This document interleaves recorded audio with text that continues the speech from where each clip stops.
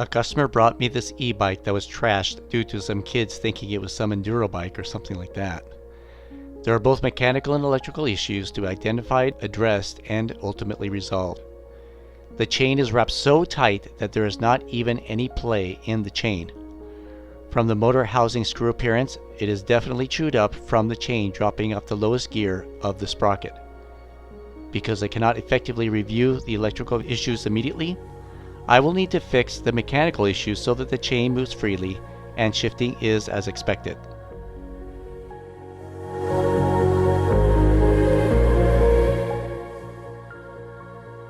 The first thing I do is remove the chain only because it is so tight and is preventing any movement of the rest of the drive system. After removing the chain, I was then able to disconnect the rear derailleur cable and then the rear derailleur. I didn't even try to correct the alignment of the rear derailleur as I knew I would need another one. I located another one in my store of derailleurs and installed it, replacing the chain as well. This was the easy part as I have done this dozens of times. I confirmed the crank and chain moved appropriately without any binding or issues. I reconnected the rear derailleur cable and checked my limits, making sure the chain did not repeat the disastrous results as before. As part of my cleanup, I also saw the V-brake limits were off a little, so I centered the brake as well.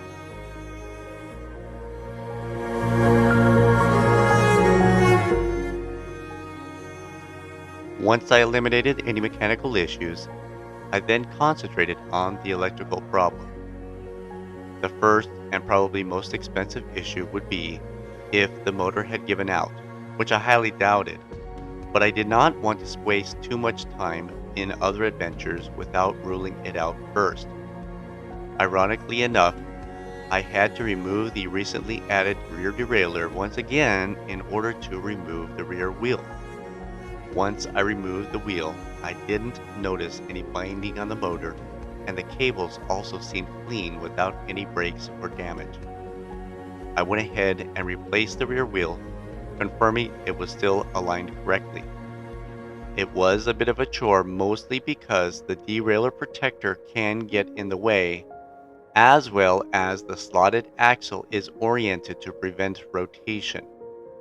I was forced to hold the wheel with the fender to keep it in place as I tightened the nut. As I was replacing the derailleur, I noticed the derailleur hanger was slightly bent, so I straightened it with an adjustable wrench.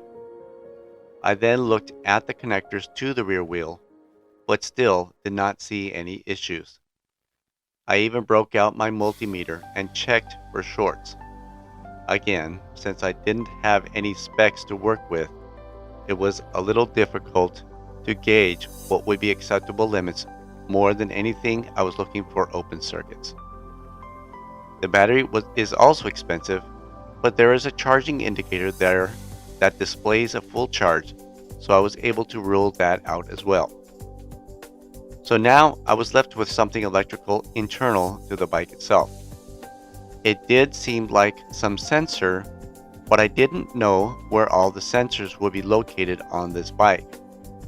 I checked the controller on the handlebar, but there didn't seem to be any problem there. As I was getting current, it lit up as I expected it to. I assumed that the brake levers would have some shutoff switch, but this was exactly the opposite of what I was looking for. I didn't want to shut it off, but turn it on. It was then that I started noticing a little box barely bigger than a quarter sitting under the crank that appeared to be important.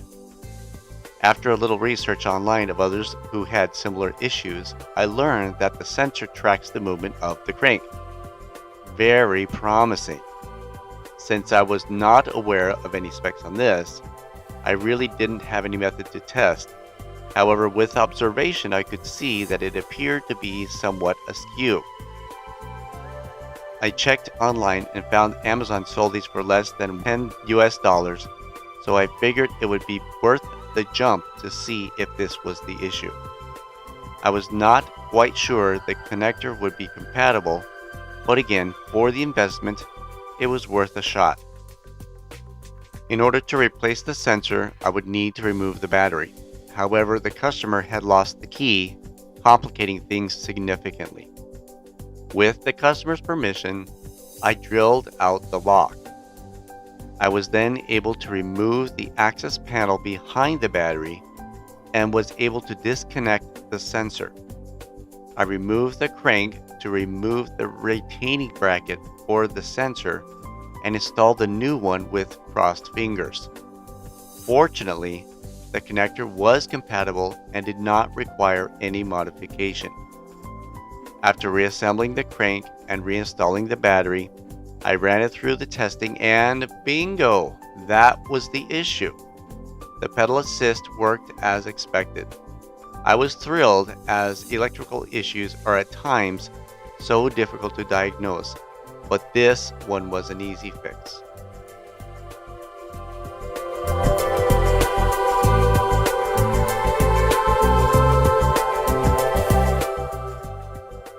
Okay, so I was able to figure out what the problem was with this bike, why it wasn't working, so to speak, and that was because this little sensor that sits down underneath this here, along with this, couple of these, so the two work together.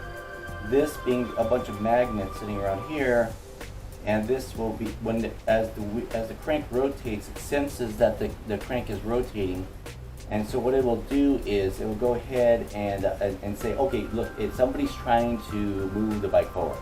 So then the pedal assist kicks in and it starts to rotate the back wheel. So unfortunately, because the client had been had some kids that were enjoying this as a jump bike and a stunt bike more than it was an e-bike. So it no doubt got banged here. I can see it's got some damage right here.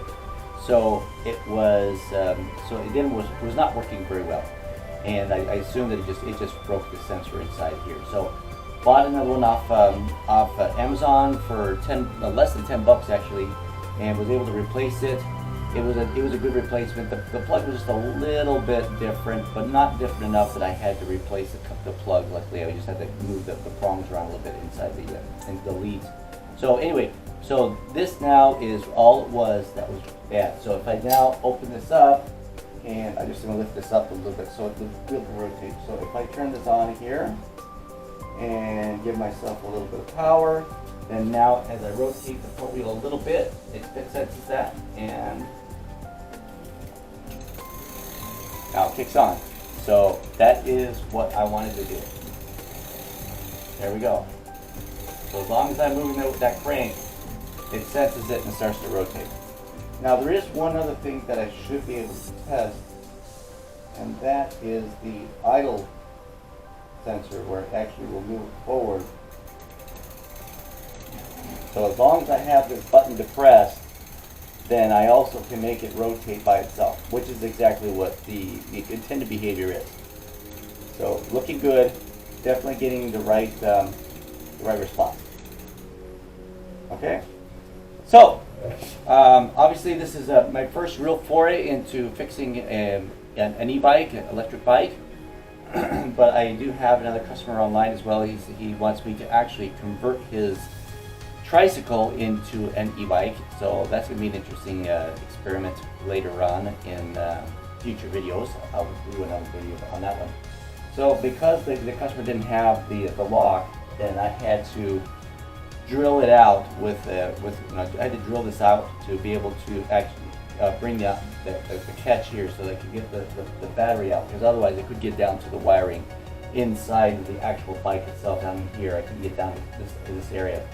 So unfortunately, won't have that, and because of the fact it's spring loaded, then I had to take this zip tie to kind of hold it in place. Otherwise, the battery pops out a little bit, doesn't make contact inside, and the battery doesn't work very well. So, but anyway, so far it's looking pretty good, and luckily, I hope the customer will be pleased with the results, and then they'll be able to enjoy many travelings on this bike.